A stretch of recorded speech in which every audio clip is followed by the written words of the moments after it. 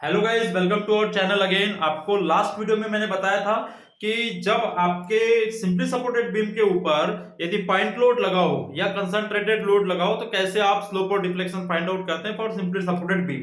तो उसी के आगे आज देख रहे हैं कि जब आपके सिंपली सपोर्टेड बीम के ऊपर क्या लगाओ, यूडीएल लोड लगाओ। क्या लगाओ? यूडीएल लोड लगाओ। तो क्या डिफ्लेक्शन होगा और क्या स्लोप होगा, ये फाइंड आउट करना है। तो उसके पहले बेटा आप लोग चैनल को जरूर सब्सक्राइब कर देना, जिन्होंने नहीं किया हो। जो शेयर नहीं कर रहा हो शेयर जरूर करे, है ना, और ज्यादा से ज्यादा सब्सक्रिप्शन को बढ़ाए। चलिए आगे बढ़ते हैं। तो देखिए बेटा, ये जो स्मॉल डब्ल्यू ये लोडिंग रेट होता है। क्या होता है ये? लोडिंग रेट, यूडीएल का लोडिंग रेट। ठीक है, इसको आप स्मॉल डब्ल्यू से मेंशन करते हैं। ठीक है, तो स्मॉल डब्ल्यू लोड लगा हुआ है सिंपली सपोर्टेड बीम के ऊपर। ठीक है, स्पान जो है इसका लेंथ या स्पान की लेंथ, मतलब जो लंबाई होती है बीम की उसके स्पान कहते हैं ना। स्पान की जो लेंथ है वो कितनी? एल।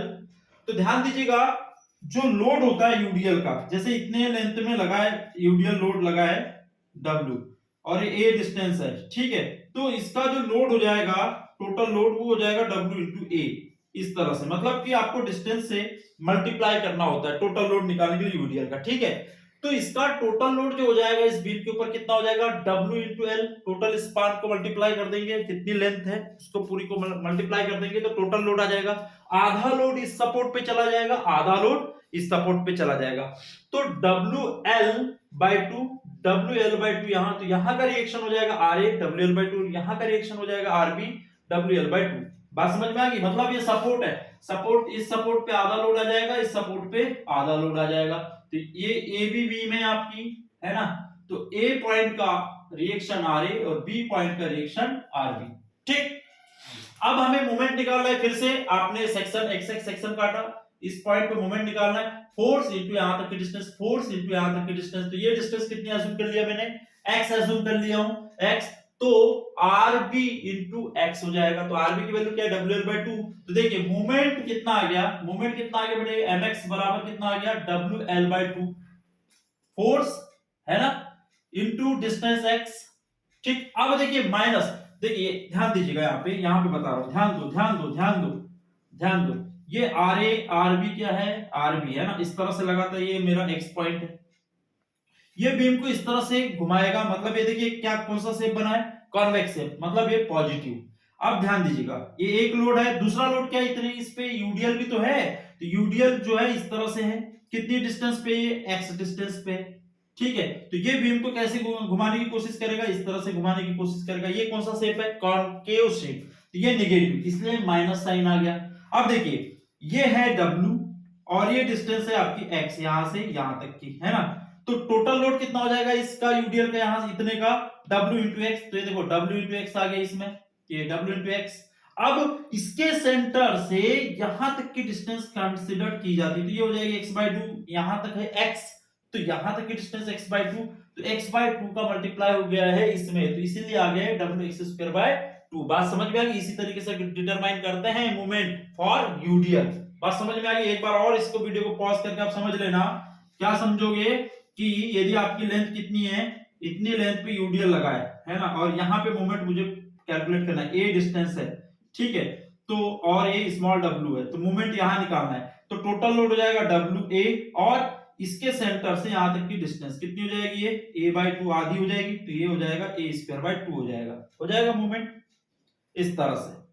ठीक, चलो, क्योंकि A/2 का मल्टीप्लाई होगा तो इसीलिए WX²/2 आ गया है। अब वी नो, क्या नो बेटा, कि EI d2y/dx² mx होता है। इक्वेशन में वैल्यू रख दी mx की, यहां पे इक्वेशन में पुट कर दी। पुट करने के बाद इंटीग्रेशन करूंगा एक बार। इंटीग्रेशन फर्स्ट टाइम किया तो क्या हो जाएगा? ये d2/dx² dy/dx में कन्वर्ट हो जाएगा।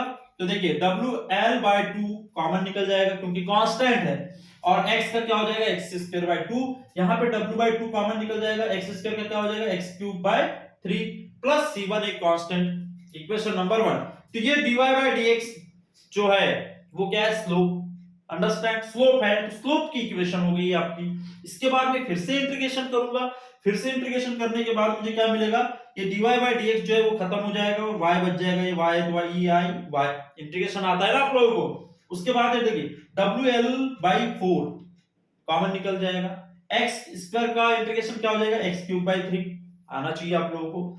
W/6 कॉमन निकल गया, x क्यूब का कितना हो जाएगा, x to the power 4/4, C1 x plus C2 आ जाएगा, क्योंकि C1 के साथ कुछ नहीं मतलब 1 है, 1 का कितना होता है x, तो x इंटू में आ गया प्लस C2 कांस्टेंट ऐड हो गया। तो ये इक्वेशन हो गई डिफ्लेक्शन की, because y is deflection and dy by dx is your slope. ठीक है, तो स्लोप और डिफ्लेक्शन की इक्वेशन आ गई। ये आने के बाद अब आप क्या करोगे बच्चों, आपको यहां पे आना है, एक डायग्राम ये बनाना है छोटा सा। देखिए ये बीम ऐसे डाउन होगी बिकॉज की लोड ऐसे लगा है, तो ये बीम इस तरह से बेंड हो जाएगी, बेंड हो जाएगी, तो ये वाला जो एंगल हो जाएगा यहाँ का, ये हो जाएगा थीटा ए रूट स्लोप, और यहाँ का स्लोप जो हो जाएगा वो थीटा बी, क्योंकि ये आपका ए पॉइंट है और ये आपका बी पॉइंट है। तो ए पॉइंट का थीटा ए, बी पॉइंट का थीटा बी। यहां थीटा जीरो नहीं होगा, लेकिन डिफ्लेक्शन इस पॉइंट पे जीरो होगा, इस पॉइंट पे जीरो होगा, लेकिन और थीटा इस पॉइंट पे जीरो होगा, सेंटर पे जीरो होता है। मैं पहले बता रहा हूं, सिंपली सपोर्टेड बीम में सेंटर पे लोड जहां लगा होता है सेंटर में, वहां पे आपका स्लोप डिफ्लेक्ट कैसा होता है, जीरो होता है। क्यों होता है, क्योंकि यहाँ पे एकदम हॉरिजॉन्टल लाइन बन जाती है। ठीक है, बात समझ में आ गई। तो यहाँ स्लोप नहीं आएगा, स्लोप के लिए आपको कर्वेचर चाहिए। ठीक है, तो देखिए एट x बराबर l पर, देखिए x बराबर 0, यहाँ पे x बराबर l, और यहाँ पे x बराबर यहाँ पे l/2 और यहाँ पे x बराबर l, क्योंकि x इधर से कंसीडर किया हूं मैंने, है ना। देखिए x इधर कंसीडर किया हूं, इधर से इधर कंसीडर किया हूं। ठीक है, एंड से किया जाता है कंसीडर्ड x, तो इस एंड से इधर गया हूं। ठीक है, तो मैं पूरे क्वेश्चन में इस एंड से इधर ही जाऊंगा x बराबर, तो x बराबर यहाँ 0, x बराबर l/2, x बराबर l हो जाएगा। तो x बराबर l/2 पर क्या होगा, dy by dx 0, मतलब ये वाली इक्वेशन लूंगा dy by dx, तो ये वाला पोर्शन 0 हो जाएगा। क्यों करना है मुझे ऐसा, क्योंकि मुझे C1 की वैल्यू निकालना है। ये दो इक्वेशन आ जाने के बाद आपको कांस्टेंट C1 और C2 फाइंड आउट करना होता है।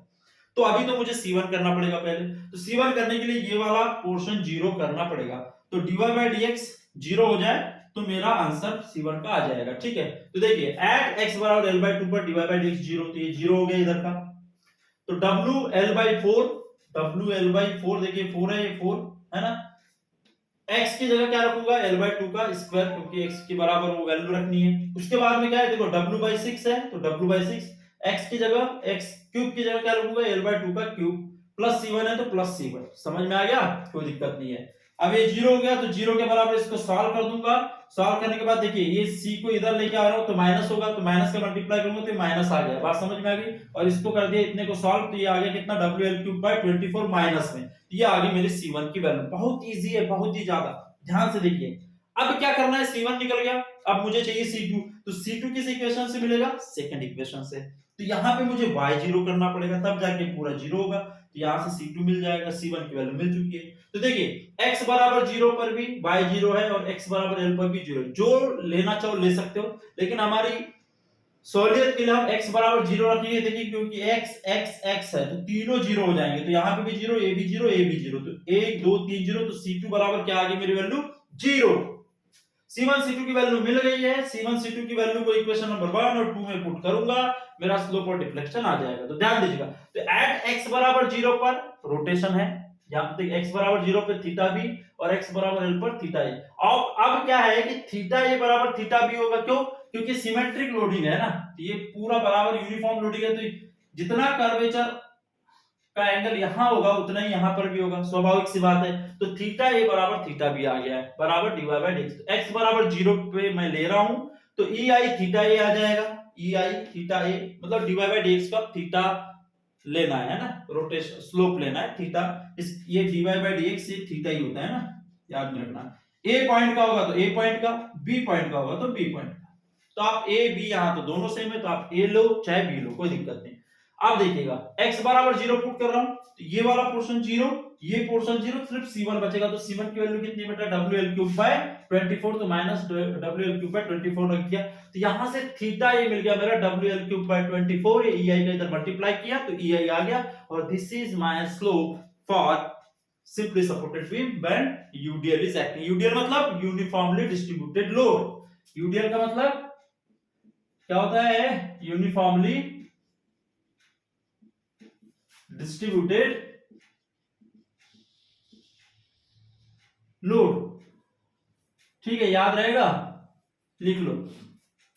अब क्या करेंगे, अब मुझे डिफ्लेक्शन चाहिए तो डिफ्लेक्शन सेंटर पे होगा, x बराबर l पे, तो एट x बराबर l पे y बराबर y मैक्स। दूसरी इक्वेशन पकड़ लेंगे तो y की जगह y मैक्स आ जाएगा, तो e आई y y मैक्स। तो देखिए WL बाई 4 3 जा 12, 4 3 जा 12 आ गया। l की जगह कितना, x की जगह कितना रखेंगे l बाई 2, तो l बाई 2 का क्यूब आ गया, माइनस ये w बाय ये 6 इंटू 4 कितना होगा, देख लीजिए कितना होगा 24, तो 24 आ गया। x की जगह क्या रखेंगे l बाई 2, पावर में 4 है तो पावर में 4 आ गया। फिर C1 की वैल्यू माइनस में, तो माइनस WL क्यूब बाय 24, तो minus WL cube by 24 into x की जगह कितना रखेंगे l बाई 2, और C2 की वैल्यू कितनी 0, तो 0 पुट कर दिया। अब इसको मैं सॉल्व करूंगा, आप लोग आराम से सॉल्व करेंगे, आराम से बिल्कुल, है ना, सोलियत के साथ अपनी। तो इसे सॉल्व करेंगे तो देखिए यहाँ पे कॉमन निकल जाएगा मेरा 24 इंटू 16, 24 इंटू 16, 12 इंटू 8 से मैं इसको काटूंगा तो 4 बार जाएगा, इसको इससे काटूंगा तो 1 बार जाएगा, और 48 से इसको काटूंगा तो 8 बार जाएगा, और जब सॉल्व करूंगा ऊपर वाले को तो minus 5 WL to the power 4 upon 384 EI आएगा। This is my answer. ठीक है, तो ये मेरा सिंपल सा आंसर है। देखिए एक पेज में मैंने इसलिए करा ताकि आप लोग आसानी से समझ जाएं और आप लोग सॉल्व कर सके, ठीक है, और आप लोगों को कंफ्यूजन ना हो। अब कंफ्यूजन यहां पे होना भी नहीं चाहिए, बहुत सिंपल है। तो y मैक्सिमम निकल के आ गया, डिफ्लेक्शन निकल गया आ गया, यहाँ पे चारों फार्मूले हो चुके हैं, हमारे चारों केसेस कंप्लीट हो चुके हैं।